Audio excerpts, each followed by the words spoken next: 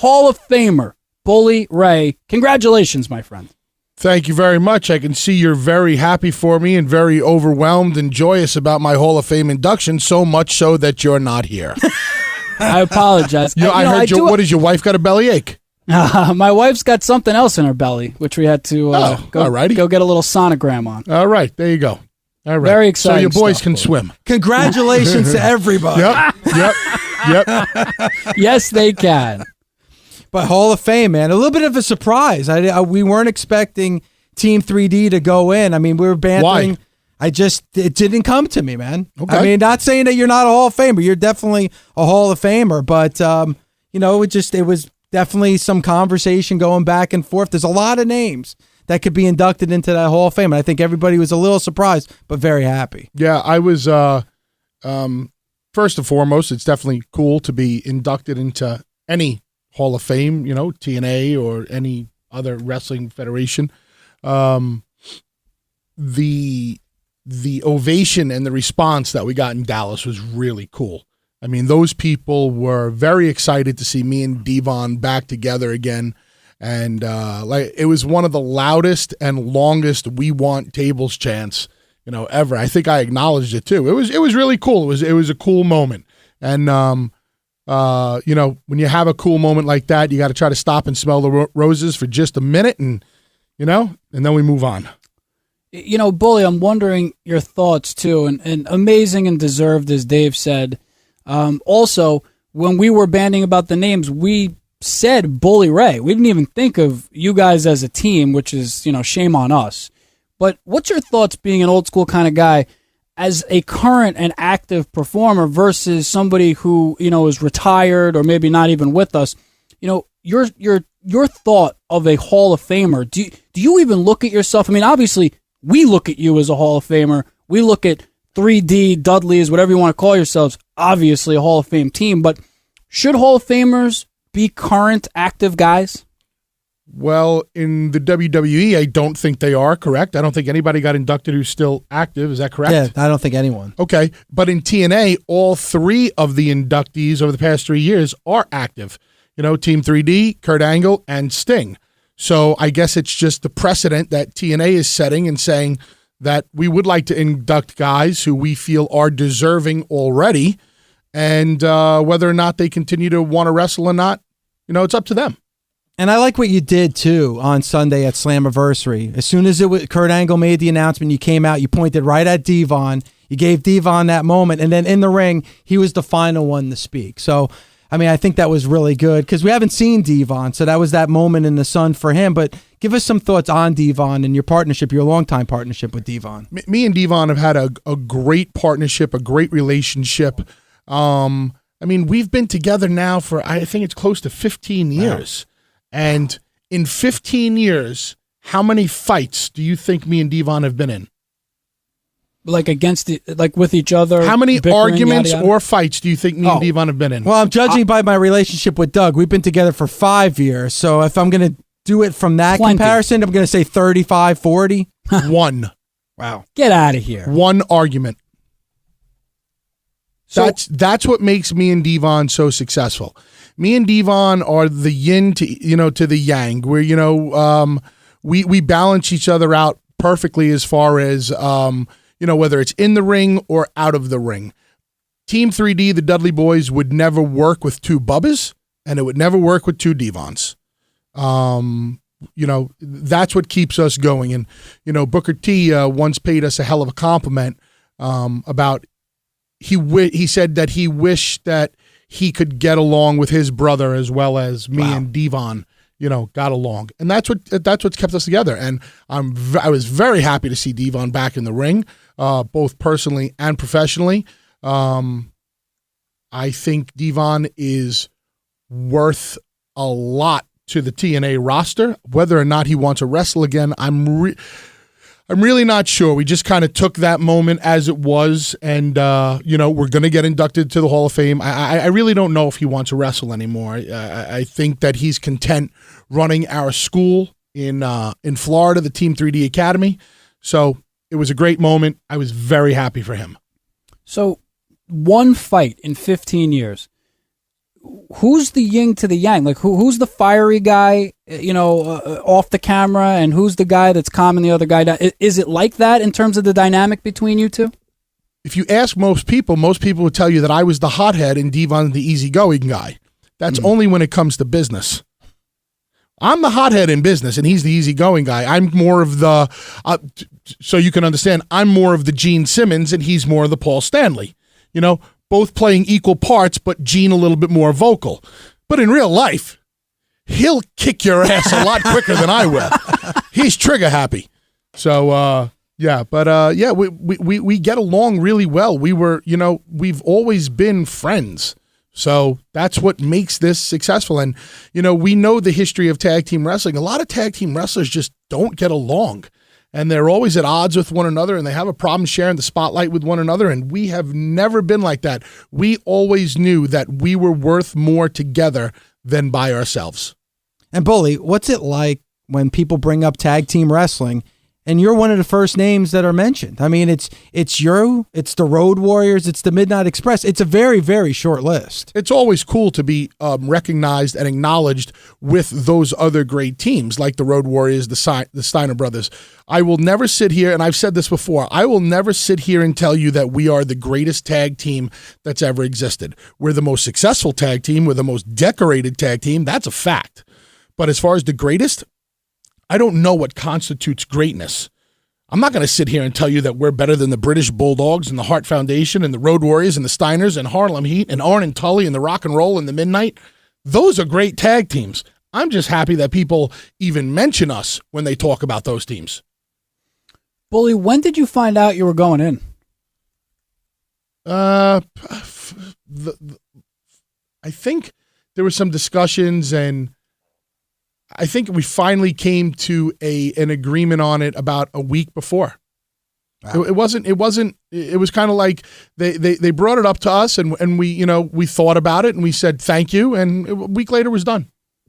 Wow. Pretty quick. Next week, you're in New York City. You're going to be Wednesday, Thursday, and Friday at the Manhattan Center at Hammerstein, right in the middle of Manhattan. I'm going to be there the Wednesday show. Mm-hmm. And listen, it's going to be great to see Erich Young. It's going to be great to see, Willow, Jeff Hardy. But the sole reason I'm going to the Manhattan Center is I'm praying and hoping that you put Dixie Carter through a table. Well, I will tell you this. I've promised, I guarantee, and I swear to God, I don't know if it's going to be in Bethlehem. I don't know if it's going to be in New York City. I don't know where it's going to be, but it's going to happen. I am going to put that woman through a table because that woman has caused me and a lot of people a lot of grief and heartache, and I think it's more than you guys know. And I'm talking about the whole House of Hardcore situation. Well, please indulge. Don't stop there. I'm trying to give you the timeline of events so you understand. I mean, here's my. It's no secret in wrestling how close me and Dreamer are. He's my best friend in the wrestling business. Whether I'm kicking his head in, putting him through a flaming table, or hanging out with his little girls and sleeping over his house, he will always be my best friend. And he booked House of Hardcore 4 and 5 in Poughkeepsie and Philly.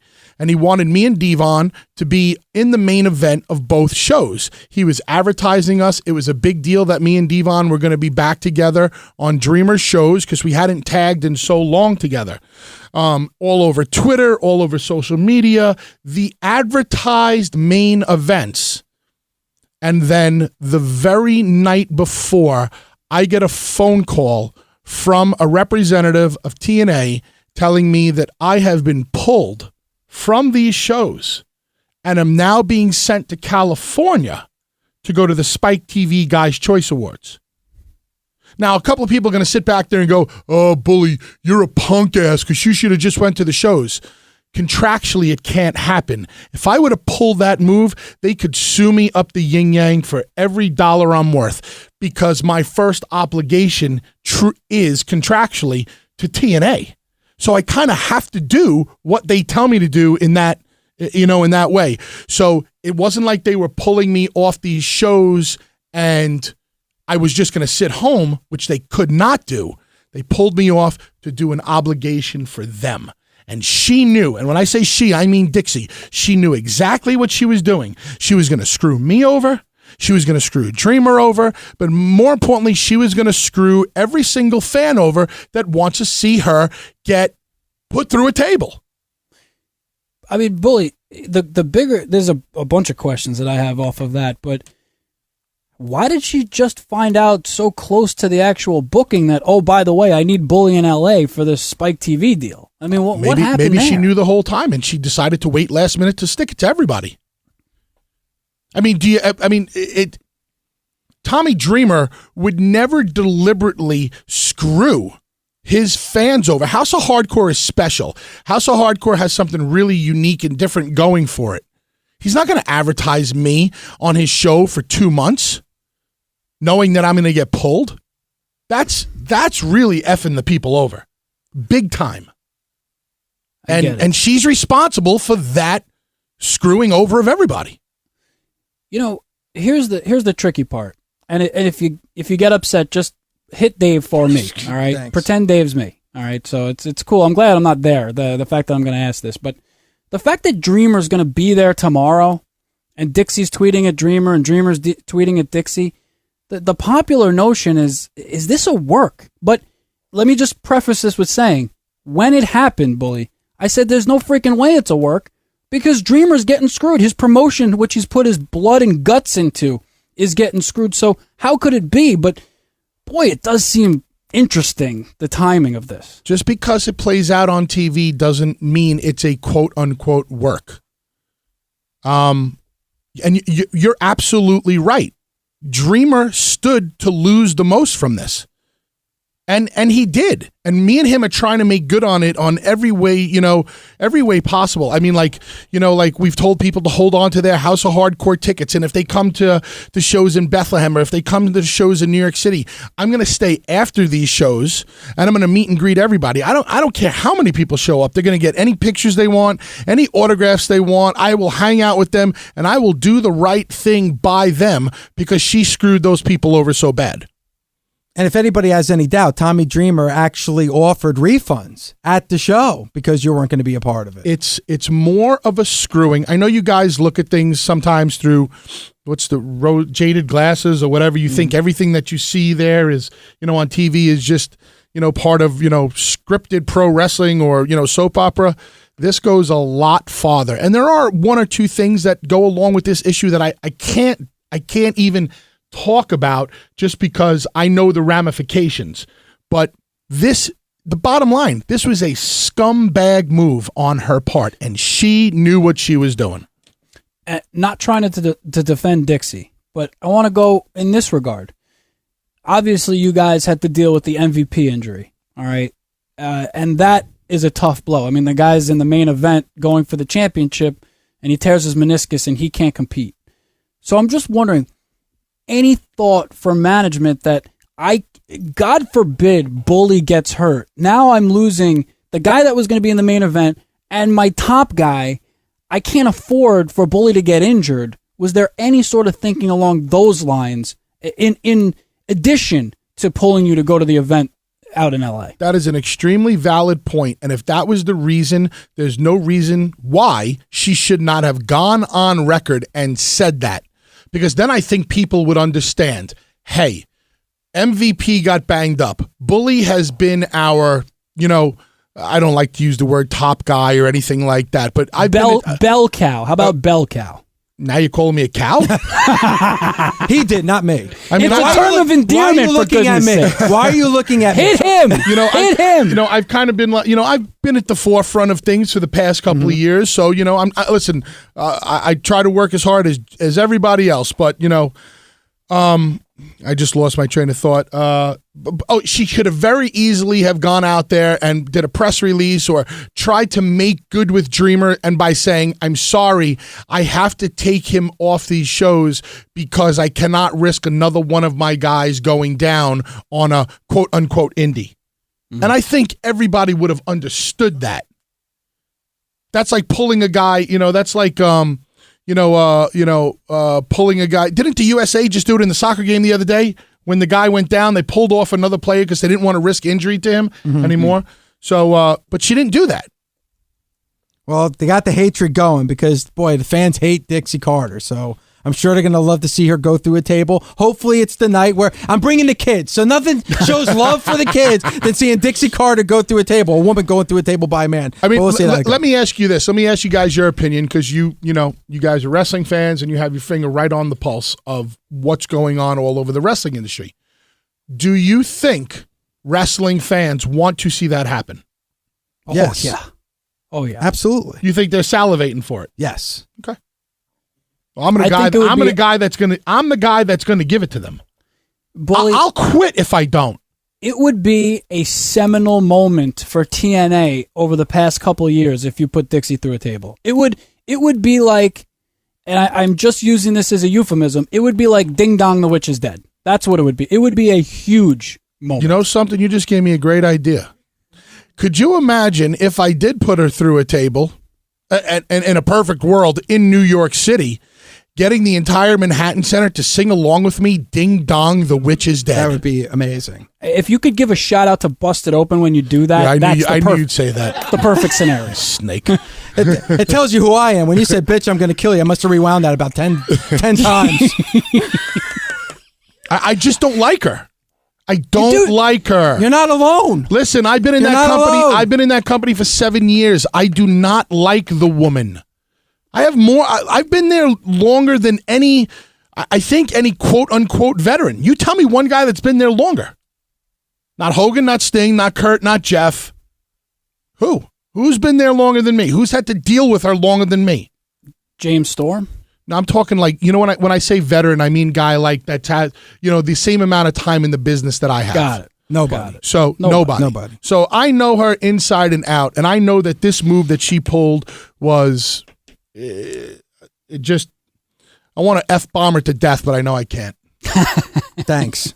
Going back to Slammiversary, that crowd, that Texas crowd that we saw on Sunday was hot. I mean, that's something that we don't get to see a lot from TNA. When you're in Orlando, sometimes the crowd's flat. The crowd that we saw on Sunday was absolutely amazing. Every TNA crowd that is outside of Orlando, to me, is amazing. Okay? Because they're into it. They're vocal. I don't care if there's 300 people there. They're a vocal 300 people. Okay? In Dallas, I think there were about 4,000 people there, and they were on the edge of their seat from the beginning of the show. And I am proud to say that Slammiversary was one hell of a wrestling event. And this is what makes TNA different from everybody else. You want a great X Division match? You got it. You want hot chicks going at it and giving you quality wrestling? You got it. You want quality in-ring pro wrestling, i.e. Lashley and Joe, or Aries and Kenny King, and then the main event of Erich Young, Aries and Bobby. You got it. You want your hardcore, somebody's gonna get effed up kind of match. You got it. Anything that you wanted, you got on that Slammiversary show, and that is a perfect example of what TNA is capable of. And when our locker room gets in front of the right crowd, it's magic, and it's different than other wrestling companies, and I truly believe that. Let's talk about your match for a second at Slammiversary, because at this point now, this kid EC3 has now beaten 3 Hall of Famers. I mean, it's unbelievable. Sting, Angle, and yourself, and I as much as I know you are the consummate professional, and let's be honest, it's putting EC3 on the fast track now, having, that type of rundown on his resume. I was still shocked to see him victorious. Listen, say what you want about the kid. He is doing a pretty damn good job. Lots of room for improvement, but he's light years ahead of me when I was his age. So he's got the look. He's getting better on the microphone. His level of physicality. He was able to hang at Slammiversary. You love him, you hate him. Personally, I don't care. from a business point of view, he is a young, up-and-coming star. And he did a good job when he was on last week of calling in and getting that fire going a little bit. Yeah. Piece of shit. You lived up to your word, too, Bully. You pulled out the cheese grater. I was impressed. I did pull out the cheese grater. I love that thing. Hey, I you know cheese what? grated his chest. Bully, this just coming in. Now, unlike you, I mean, you know the digits, so you just storm the door and, I have no problem you interrupting the show anytime. But this, you said EC3 is improving in the ring and on the mic. He's also a decent scribe, if you will, because he wrote us a note. This is he writes, from the desk of Ethan Carter III. Due to the escalation of violence in last Sunday's victorious Texas death match, Mr. 3 will be unable to phone in and discuss his victory as he is currently receiving both mental and physical rejuvenation in preparation for Thursday's live Impact. He does wish his friends at Busted Open Radio the best and commends Mr. Ray on his efforts Sunday evening. Sometimes you just can't stop the inevitable, no matter how much heart you show. See everyone Thursday. Sincerely, Ethan. Wow, how do you respond to that? So that FU would have been a lot better if he would have called in. Don't you think? Yeah. So he sent that to you to read? He sent it to us to read. He said he's you unable to call in. And you, like a good little boy, read it. Well, I mean, I got to read the statement, Bully. We're reporters here. Okay, I understand. It was a little excessive with the cheese grater. How is he supposed to call in when he cheese grated his chest on Sunday? Have you ever had your chest cheese grated? No. Would you like to feel it? Probably not. Okay. Hey, could you at least chop him? I'll kill him if I chop him. Dude, if you chop me legitimately, now you've chopped me before, but it was at half strength. It wasn't at a full. It wasn't full on out. No crap, man. I have chopped some of my colleagues, and they have gotten me after the match. I've seen me in the bar, and they go, "Don't you ever fucking do that to me." Yeah. Now, I got a question for you, and again, it's selfishly that I asked this question, but how's your love life? And the reason I asked that is because, I was lucky enough to be at your bachelor party. The marriage didn't work out. It was almost at the length of a LaGreca marriage, for crying out loud. Marriage didn't work out, but, I'm just hoping that maybe you have another bachelor party. How's the love life? My love life is flourishing. Yes, velvety smooth. Wow. Whoa. Yes, it's all good. But as far as another party, I am currently working on a post-show Bully Ray fan appreciation party that I am throwing myself. This is not a part of Impact. I am doing this for the New York City fans. I just don't know whether I'm going to do it Wednesday night, Thursday night, or Friday night, and I'm going to probably do it at the world-famous Rick's Cabaret. I love Rick's Cabaret. Of course. Yeah. So yeah, I'm working on a party that I want to throw for the wrestling fans just to show them that I appreciate all of their support over the years. So I don't know of any other wrestler who's ever thrown a party for fans. And, everything's going to be on me. Wow. Yeah. Wow. Yep. Well, count us in. I know we'll get the info. You're not invited. You got to tend to your pregnant wife. Oh man! You got to get me a written note, i.e., what Ethan Carter wrote to you from your wife, saying that you can go to the strip club. I mean, she's down with that. So she would come with me if she wasn't pregnant. How about I wouldn't stay bring home her? And we bring her. Oh boy, this is unfair. Fine, I'll get you a note. Next week in New York, are we going to see the six-sided ring? Ooh, good question. I could not tell you yes or no, but I do know this, and I will give you live, up-to-date play-by-play. I sent out a tweet about an hour ago. Let me see how the response is.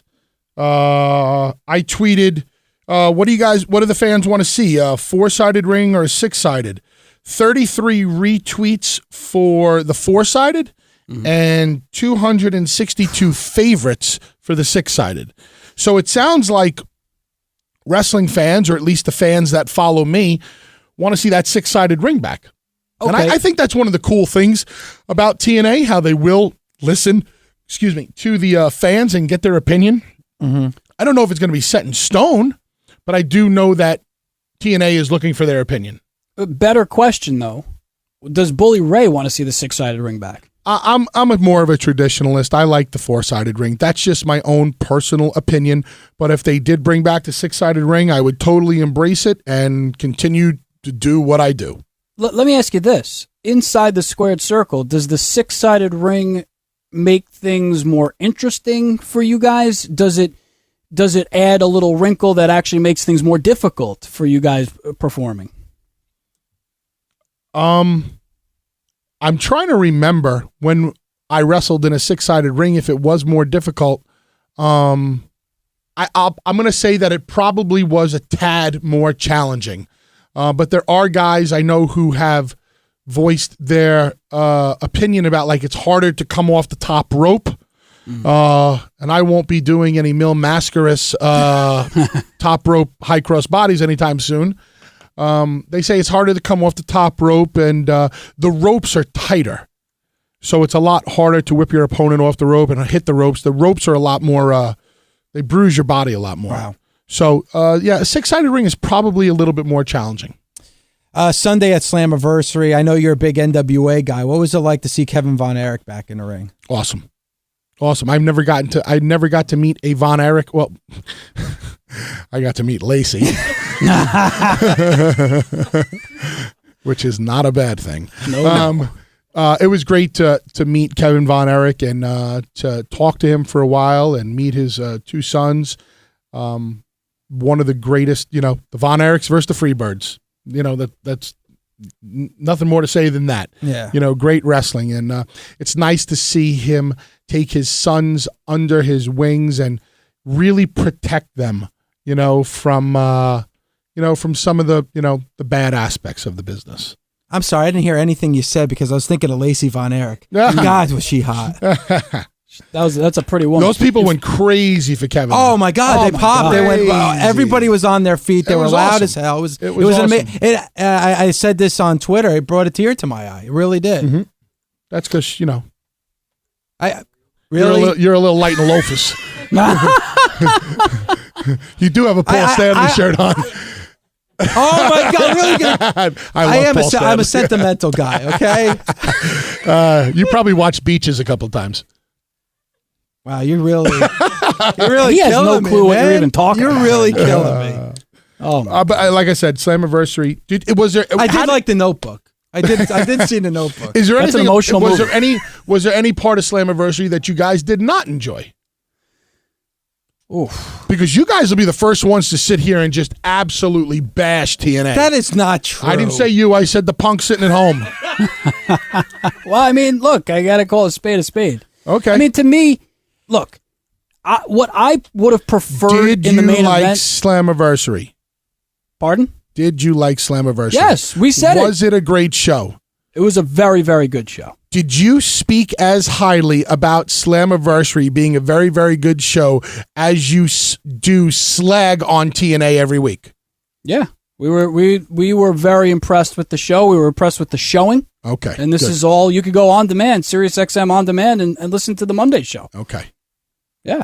But what would you like to see different? You said something about the main event? Yeah. Yes. I would have liked to have seen Samoa Joe in the main event. Quite frankly, I mean, I'll ask you the question.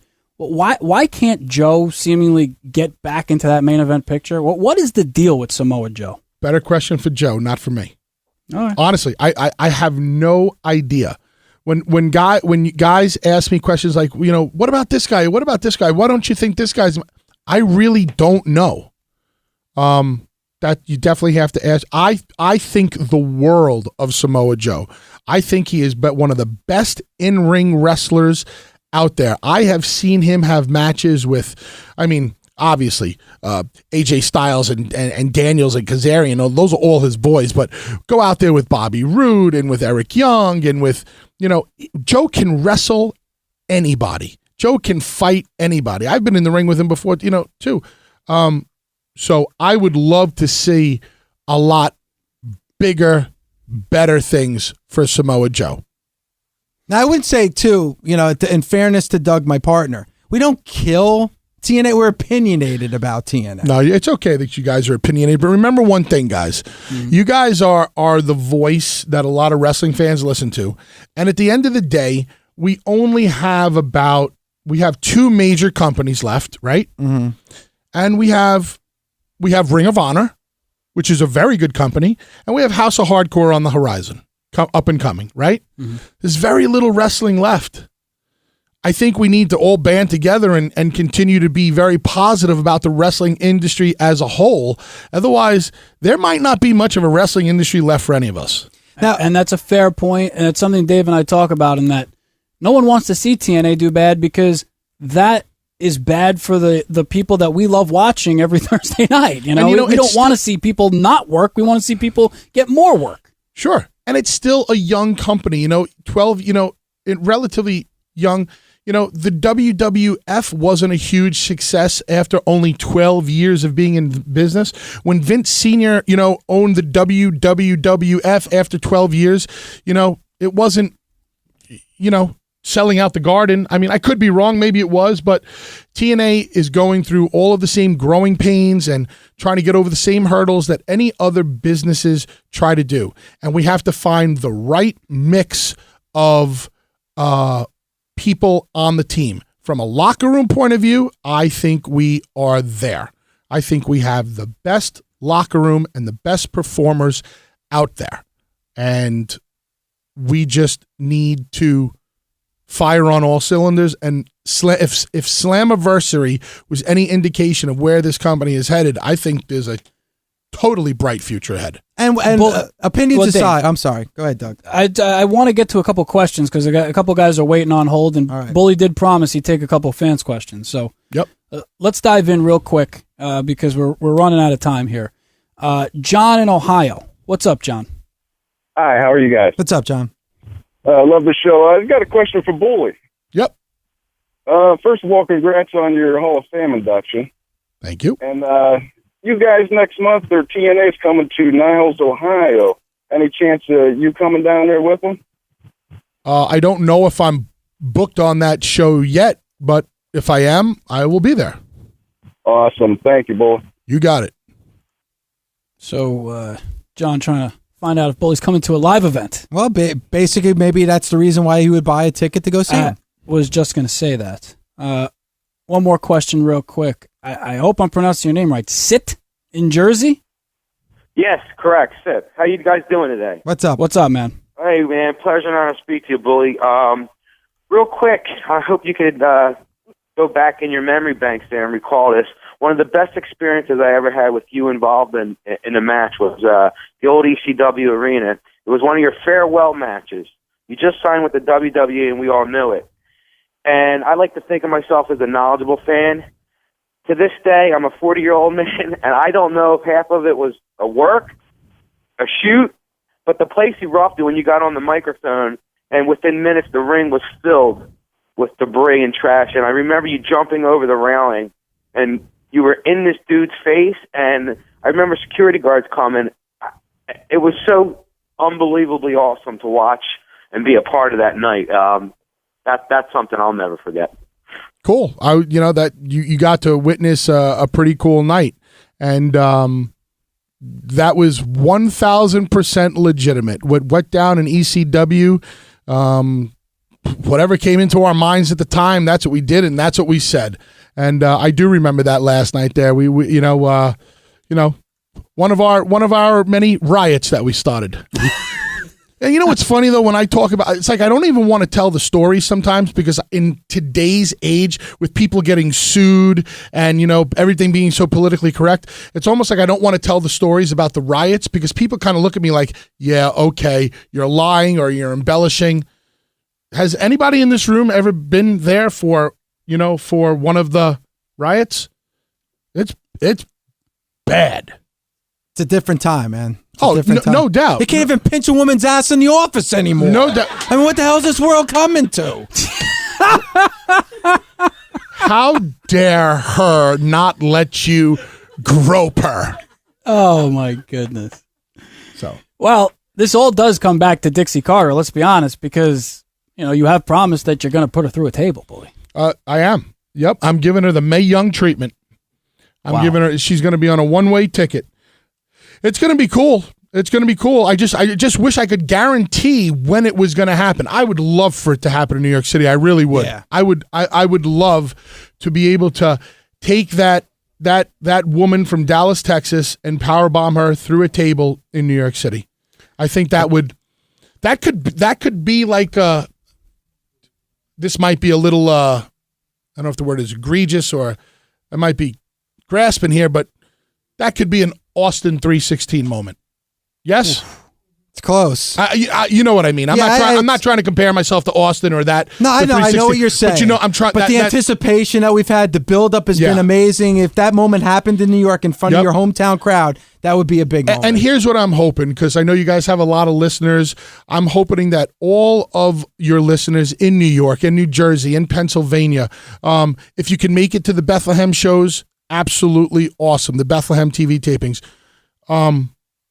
But for my own selfish reasons, I want to see everybody come out to New York City. If you don't have a ticket to any of the Manhattan Center shows, go get one now. Ticketmaster or however go online, get your tickets. You're going to want to be there all 3 nights, because all 3 nights are going to give you some of the best pro wrestling, and you're going to want to say that you were there when a lot of these cool moments happen. I think the Matt Hardy thing I think is awesome. That is incredibly. This to me is akin to your favorite baseball player coming up on like 3,000 hits. You got to get tickets to the event, and maybe you're lucky enough to be there when it happens, and you get to see history.